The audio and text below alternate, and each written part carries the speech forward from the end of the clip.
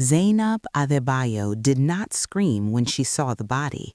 She pressed her back against the cold marble wall, hand over her mouth, heart slamming so hard she could feel it in her teeth. The delivery package slipped from her fingers. The hallway of the 40th floor penthouse smelled like expensive cologne and fresh blood, and the man standing in the center of the room had not noticed her yet. Then he turned. Dark eyes, still face, the kind of stillness that didn't come from calm, it came from control. "How long have you been standing there?" His voice was low, measured, like a blade that hadn't been drawn yet. Zainab's throat locked, every survival instinct she had built over 2 years of fighting to stay alive in Seoul fired at once, run, lie, disappear, but her legs refused. The door was open," she said. "I'm just a delivery. I'll leave. I didn't see anything." "You saw everything." He walked toward her slowly. No rush, no panic. That was the terrifying part. He wasn't afraid of what she'd seen. He was calculating what to do about it. Zainab forced herself to breathe. She was Nigerian, 26, 5 months behind on rent, working 3 jobs that barely added up to 1, and she had just walked into the private penthouse of Seojin, CEO of Seojin Group, the man Korean tabloids called the architect of silence because problems around him had a way of simply disappearing. She had just become a problem. "If I scream," she said, lifting her chin because her knees were shaking and she refused to let him see both, "someone will come." "No one is coming," Seojin said. "I own the building." "If you are the type who loves a story that grabs you and never lets go, go ahead and hit that subscribe button right now, because this is only the beginning." Zainab looked at the man on the floor. He was breathing, barely, but breathing, not dead. She held on to that detail like a rope over open water. "Is he going to live?" she asked. Seojin tilted his head slightly, as if the question surprised him. "That depends on decisions made in the next hour." "Then call an ambulance." "I don't take instructions." "He is a person." Something shifted behind his eyes. Not softness, nothing so simple, more like the flicker of a man who had not been spoken to like that in a very long time. "Who are you?" he asked. "Nobody." "Nobody doesn't walk into my penthouse and tell me what to do." Zainab's pulse was deafening in her ears, but she kept her voice flat. "My name is Zainab Adebayo. I work for Courier. I had a package for suite 4001. The door was open. I walked in. That is the entire story." "And the phone in your jacket pocket?" Her blood turned cold. "People carry phones," she said carefully. "People who are just couriers don't record voice memos while they walk." He stopped 2 feet from her. Up close, Seojin was almost unreasonably composed, sharp jaw, dark suit, eyes that missed absolutely nothing. "Your phone has been recording since you entered the elevator." Zainab said nothing, because he was right. She had been documenting, not because of him, she had known he'd be there, but because of the package, because something about the sender's name had felt wrong, and she had learned, the hard way, to trust that instinct. "So," Seojin extended his hand, palm up, "give me the phone." "No." The word came out before she could stop it, clean, certain. Seojin blinked once. "I'm sorry, no?" "If I give you my phone," Zainab said, her voice lower now, steadier than she felt, "I have nothing, no record, no proof I was ever here, no protection. You could make me disappear and nobody would even know to look." She met his gaze directly. "So no, I won't give you the phone." Silence stretched between them like a wire pulled too tight. Then Seojin did something she did not expect. He almost smiled. Not a kind smile, not a warm one, something more dangerous, the expression of a man who had just found something interesting in a world that bored him. "You're either very brave or very stupid." Probably both, Zainab said. But I'm still standing here, which means you haven't decided what to do with me yet, and if you were going to hurt me, you already would have. Another pause. You read people, he said. I survived Lagos. I survived my visa rejection. I survived Seoul with 200,000 won on my name. You learn to read people fast or you don't survive at all. Seojin studied her for a long moment. The man on the floor groaned softly. Zainab didn't look away from Seojin's face. Here is what happens now, he said finally. My medical team arrives in 4 minutes. You will stay until they do. You will not contact anyone. After that, we have a conversation. And if I refuse? You won't. You don't know me. I know that you're scared and you're hiding it beautifully. I know the recording on your phone is probably the only leverage you have, and I know that if you run right now, you'll spend the rest of your time in this country looking over your shoulder. He straightened his cufflinks, unhurried. Sit down, Zainab Adebayo. You're safer in this room than anywhere else tonight. She hated that he was right. She sat. The medical team arrived in exactly 4 minutes, efficient, silent. They worked on the man on the floor without a single question, which told her everything about how often they were called to do exactly this. When they wheeled him out, Zainab noticed one of them glance briefly at her, then look away immediately. Nobody in this world would remember her face unless Seojin told them to. That thought should have terrified her. Somehow, it didn't. Seojin stood by the floor-to-ceiling windows, Seoul glittering 40 stories below him, and spoke without turning around. You said you work for Hansung Courier. Yes. How long? 8 months. And before that? Zainab hesitated. Why does that matter? Because you walked into a crime scene and your first instinct was leverage, not escape. He turned then. That's not a courier. That's someone who knows how the game works. She said nothing. You were a financial analyst, he said, not a question. University of Lagos, first class, came to Seoul on a business consulting contract that collapsed 6 weeks after you arrived. You've been surviving on odd jobs since.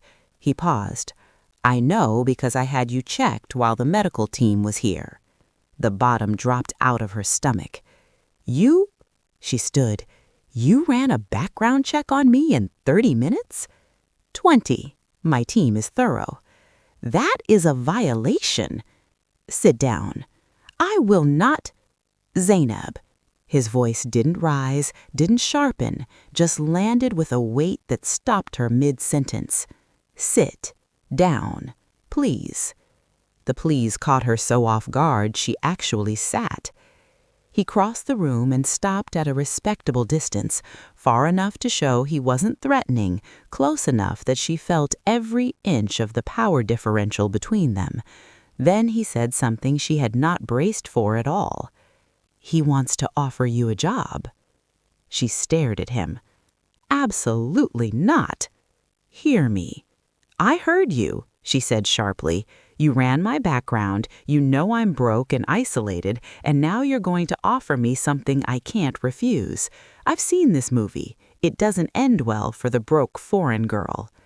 The position is legitimate. The position is control.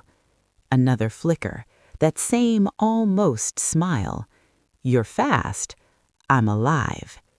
He sat down across from her, not beside her, across, like they were in a negotiation, which she was beginning to understand was exactly what this was.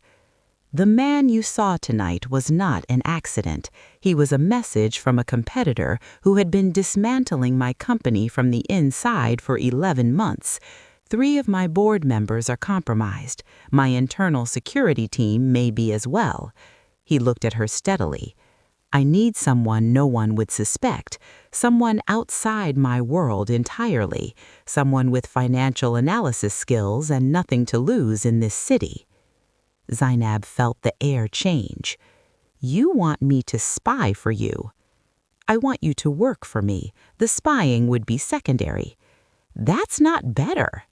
The compensation, he said, would erase every debt you have in Korea and fund a full year of independent consulting when the contract ends. Silence. Her brain ran the numbers involuntarily. She hated herself for it, and the numbers were devastating. Her landlord had given her 3 weeks. Her Nigerian account was empty. Her sister had stopped answering money request calls out of helplessness, not cruelty. She was exhausted in a way that had nothing to do with sleep. "If I say no," she asked quietly, "you walk out of here with your phone, your recording, and your freedom. That's it? No threats?" "I don't threaten people who haven't wronged me. Yet." The yet landed exactly where he intended it.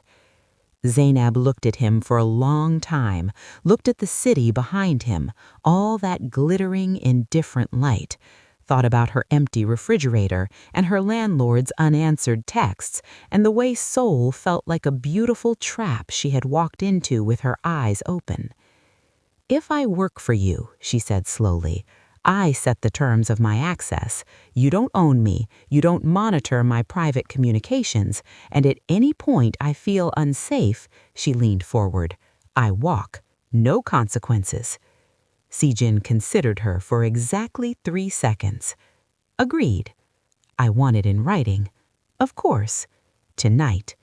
My lawyer will have the contract drafted before you leave this building." Zainab exhaled through her nose. Her heart was still hammering, her hands were still trembling slightly hidden in her lap, but her voice, when she spoke, was level. "Then we have a deal, Mr. Han." He extended his hand. She shook it. His grip was firm and brief, professional, but when he released her hand, he didn't look away. "I should warn you." "Of what?" "Once you enter my world, the door only opens from one side." She told herself it was temporary. That was the first lie. If you're feeling this tension right now, the kind that makes you sit forward, drop a like and tell me in the comments, would you take that deal? Because she did, and nothing will ever be the same. She did not expect his world to be beautiful. She had braced for cold, glass offices, barked commands, the kind of sterile corporate cruelty that crushed people quietly and called it efficiency. And yes, there was that. Han Sung Group's headquarters was all precision and power, and Han Seojin moved through it like a man who had never once questioned his right to occupy any space he chose. But there were other things, too. The way he read documents with a pen moving across the margins in tiny, careful handwriting, annotating, questioning, thinking on paper. The way he stopped once in the middle of a high-stakes call to hold a door open for a junior employee carrying too many files. The way he noticed everything, constantly, and never used most of what he noticed because information, for him, was stored, not weaponized carelessly. He was not what she had expected. She hated that.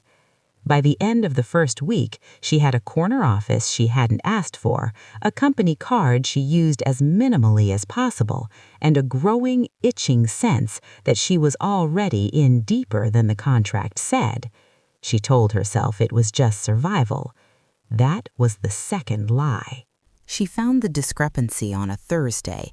It was buried, deliberately buried, in a subsidiary account that hadn't been flagged in any of the official audits, a routing pattern that looked like standard vendor payments but cycled through 3 shell companies before disappearing into an account in Singapore.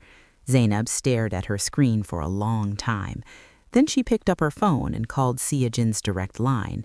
He picked up on the second ring, which surprised her. She had expected an assistant. "I found something," she said. "Come to my office." "I can send it digitally." "Come to my office, Zainab." She went. He was standing when she arrived. Unusual, she had learned. He was always seated at his desk, always behind the table, always in the dominant position. Standing meant something had rattled him, or the news had. She put the tablet on his desk, watched his eyes move across the numbers, watched his jaw tighten. How long? He asked quietly. Based on the pattern, at least 14 months. Before the competitor attack started. Yes. He was quiet for a moment that felt very heavy. Then he looked up at her. You found this in 2 weeks. I wasn't distracted by loyalty, she said. I don't know any of these people. I just followed the numbers. Something moved in his face, not the expression she expected from a man who had just discovered betrayal. It was more complicated than anger. This account, he said, pointing to the Singapore routing, belongs to my CFO, Kim Jung-ho. We went to school together. Zainab said nothing, because there was nothing to say to that. He has worked for me for 9 years, Seojin said. I know, she said carefully. I'm sorry. He set the tablet down, turned away to face the window, the same window where he'd stood the night they met, looking down on the city like he was trying to remind himself why it was worth owning. Mr. Han. Seojin, he said without turning. She blinked. What? You don't have to call me Mr. Han. A pause. Not when no one else is here. The shift was small, but everything small in his world, she was learning, was actually enormous. Seojin, she said carefully, like testing weight on uncertain ground. What do you want to do with this information? He turned back. His face was composed again, the mask fully restored, but she had seen behind it for 30 seconds, and she could not unsee it. I want to find out who else knew. That could take time. Then we take time. He looked at her directly. Can I trust you with this? It was such a simple question, such a vulnerable question from a man who was almost never vulnerable. Yes, Zainab said. She meant it. That was the second thing she hadn't planned for. 3 days later, he came to find her at 9:30 at night when the rest of the floor had emptied out, carrying 2 paper cups of ramen from the convenience store downstairs like a man who had no idea how to do something ordinary and was trying anyway. He set one on her desk without a word. She looked at the cup, then up at him. You bought convenience store ramen? My chef is gone for the evening. You could have ordered delivery. This was faster. She studied him. He was still in his full suit, jacket on, shirt buttoned to the collar, but his tie was loosened by exactly 1 inch, which for Han Seojin was basically chaos. She picked up the cup. Do you even know how to open these? He looked at it with an expression that was trying very hard not to be helpless. She bit back a smile and opened hers, then reached over and opened his. You add water, wait 3 minutes, then eat. I know how ramen works. The look on your face suggested otherwise. He sat down in the chair across from her desk, not his usual position of authority, not standing or behind his own desk, just sat like a person and watched the steam rise from the cup. My father used to eat these, he said, before the company, when we were still nothing. Zainab looked up. He rarely mentioned his father. The few times his name came up in board documents, Seojin's handwriting in the margins became smaller, more compressed, like he was trying to contain something. Was he a good man? She asked. A long pause. He was complicated, Seojin said finally. Most people are. He looked at her then, something quieter in his eyes, something he hadn't seen in the boardroom or the penthouse or any of the power-filled rooms she had followed him through. You're not afraid of me anymore, he said. I wouldn't say that, Zainab replied honestly. Then what would you say? She looked down at her ramen. The fluorescent light hummed. Outside, Seoul glittered, relentless and indifferent. I'd say I'm starting to understand you, she said, which is different. The silence that followed was the rare kind, the kind that felt like 2 people finally breathing in the same rhythm for the first time, and that, Zainab told herself, was extremely dangerous. If this moment just did something to your chest, you know what to do. Like the video, leave a comment, and tell me, do you trust him yet? Because she's starting to, and I'm not sure that's safe. She told herself the ramen was just ramen. He told himself he was just being considerate to a useful employee. Neither of them believed it. The next morning, there was a small takeaway bag sitting on her desk when she arrived, jollof rice, from the only Nigerian restaurant in Gangnam that actually got it right. No note, No explanation. She looked up at the security camera in the corner of her office, the one she had clocked on her very first day, and said nothing at all. But she ate every single grain. She found the second layer of betrayal on a Friday, not in the numbers this time. In a conversation she wasn't supposed to overhear, voices drifting through a partially open boardroom door, low and urgent. Cutting off the moment footsteps sounded in the hall.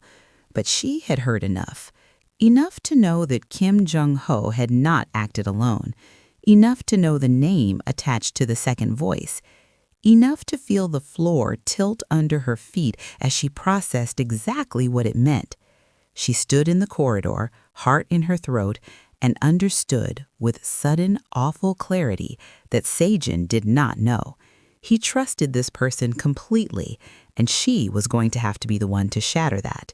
How do you tell a man that the ground he's standing on has been hollowed out? She thought of his face over the ramen cup, the way he'd said complicated with his whole history compressed into one word, the way he'd asked, "Can I trust you?" like it had cost him something to say it out loud.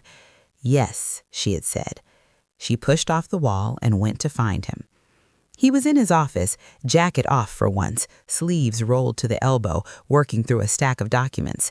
He looked up when she entered without knocking, something she had never done before, and whatever he saw on her face made him set the pen down immediately. What happened? She closed the door, locked it. "The boardroom on the east wing," she said. 20 minutes ago. The door was open." His eyes sharpened. "Who?" She told him. The name landed like a stone dropped into still water. No splash, just a deep, spreading silence that changed the shape of everything around it. Seojin did not move for a long moment. Then very quietly, "Say it again." "Director Park," she said. "He was on the phone. I caught the tail end. He confirmed the Singapore account. He said the next phase begins after the board vote on Friday." "That's tomorrow." "Yes." Seojin stood, slowly, the way a man stands when he is choosing very carefully not to feel it yet, because if he feels it, he won't be able to think. Director Park Hyun-woo had been his father's closest ally, had stood at Seojin's side at the funeral, had held the company together in the 3 brutal months after, when Seojin was 28 and suddenly responsible for an empire he hadn't been ready for. "How certain are you?" he asked. "Certain enough to lock your door before I told you," Zainab said. Something crossed his face, raw and fast, before he shut it down. He turned to the window. "Seojin." She crossed the room, stopped just behind him. "Look at me." He turned, and for the first time since she had walked into his world through blood and contracts and late nights and ramen cups, Han Seojin looked at her without the mask. Just him, tired, betrayed, human. "I don't understand," he said, 4 words from a man who always had more. "You don't have to understand it tonight," she said. "Tonight you just have to decide what to do about tomorrow." He looked at her for a long, careful moment. "You could have left," he said quietly, "when you heard that conversation. Your contract has an exit clause." "I know." "Why didn't you use it?" "Because you asked me if you could trust me, and I said yes. I don't say things I don't mean." He reached out slowly, carefully, like a man unsure he had the right, and his hand closed around hers. Not romantic, not calculated, just 2 people holding on in the middle of something that had gotten much bigger than either of them had planned. "Tell me everything you heard. Exactly. Sit down first." "Seojin, sit down." She pointed at the chair. "You just found out your father's best friend has been gutting your company for a year. You're allowed to sit down." He sat. For the next 2 hours, they planned. She talked. He listened. He asked precise and cutting questions, and she answered every one. They mapped the board vote, the Singapore account, the timeline of attacks against Seojin Group, and piece by piece, the picture assembled itself into something almost beautiful in its ugliness. "He needed the vote to pass," Seojin said, staring at the timeline they had drawn across the glass wall in dry erase marker. The merger buries the financial irregularities permanently. And you lose controlling interest, which means you lose everything. Which was always the point, not to destroy me, to replace me. So we walk into that boardroom tomorrow with everything we have. If this goes wrong, he said carefully, Park will come after you directly. He has the kind of resources that make people disappear quietly. I know what his resources look like, she said. I've been reading his financials for 2 weeks. Seojin, I made my choice when I locked that door, she said firmly. Stop trying to give me an exit I'm not taking. Something shifted in his eyes then, deep and certain. Why are you doing this? He asked, genuinely, like a man so accustomed to betrayal that loyalty had become a question he no longer trusted himself to answer. I thought about it honestly. Because you bought me ramen and jollof rice with no note, and you said please when you didn't have to. She held his gaze. And because whatever this is between us, I want to see how it ends. Han Seojin looked at her for a long, still moment. Then he smiled, the real one, the rare one, the one that had nothing dangerous in it at all. Then let's go end it, he said. The boardroom was already full when they walked in. 12 directors, 3 lawyers, 2 people Zainab now knew were on Park's payroll. Every head turned when the doors opened, and the surprise on their faces when they saw her walk in beside Seojin was the first small victory of the morning.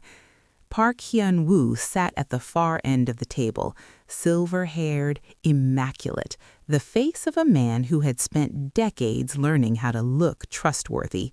He smiled when he saw Seojin, warm, practiced. Seojin, we weren't expecting you to bring a guest. I go where he goes, Zainab said pleasantly. Good morning, Director Park. Something flickered in Park's eyes, fast, gone. Seojin pulled out her chair first, a deliberate gesture that did not go unnoticed, then took his seat at the head of the table. He set a single folder down and folded his hands over it. Before we begin the vote, he said, I'd like to table a preliminary review. Park's lawyer leaned forward. The agenda has already been... The agenda was set before I was aware that the merger's primary financial backer has been routing funds through 3 shell companies into a private Singapore account for 14 months. He slid copies down the table in both directions without hurry. I thought the board might want to review that first. The room went very still. Zainab watched Park's face, watched the warmth drain out of it degree by degree. He picked up the document, set it back down. These are fabricated, he said. Steady voice, years of practice. The Singapore account was opened in your name, Zainab said. The routing signatures match your authorization codes. The timing aligns with every major decision that weakened Seojin Group over the past year. She met his eyes. I have 47 pages that say otherwise, Director. Who is this woman? One of the lawyers demanded. She is my head of financial intelligence, Seojin said, and she is the reason this company still exists this morning. Park stood. Seojin, whatever she told you, you need to listen to me. I have known you since you were a boy. I stood beside your father. You stood beside my father, Seojin said, and learned everything about how he built this company. Then you spent 9 years waiting for the right moment to take it. His voice was perfectly even. That was the thing about Han Seojin. He was most dangerous when he was calm. You miscalculated one thing. And what was that? Park asked. Seojin looked at Zainab. She reached into her own folder and dealt a second set of documents onto the table. Bank confirmations, call logs, a recorded conversation time-stamped 48 hours ago, played through a small device placed in the center of the table. Park's own voice filled the boardroom. Nobody moved. When it ended, Silence held for a long moment.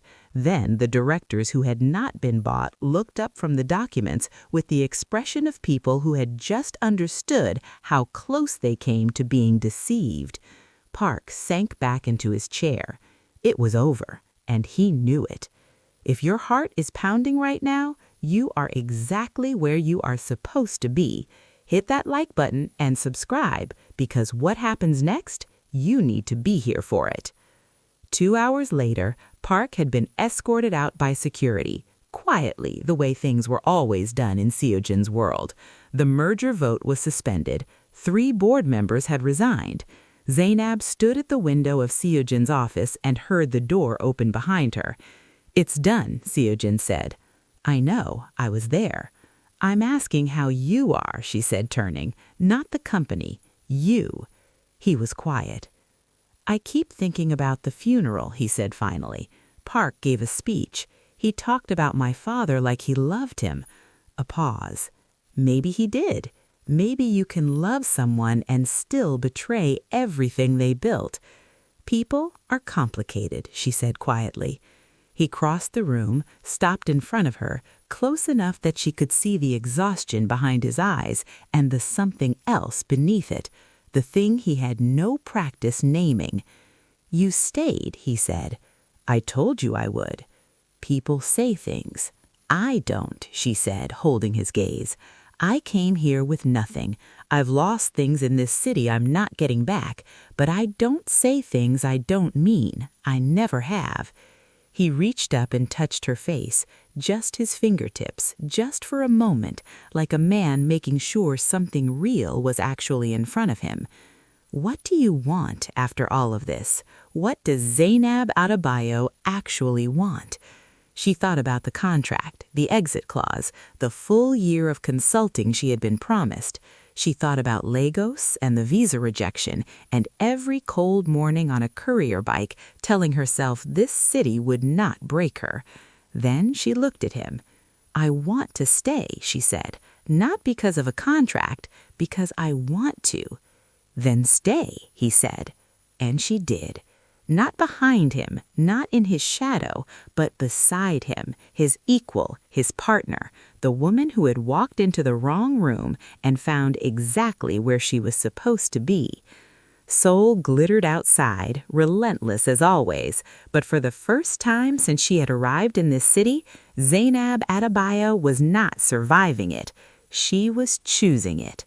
If this story moved you, if you made it all the way here, you know what to do. Like the video, drop a comment, tell me your favorite moment, and subscribe because stories like this, we are just getting started.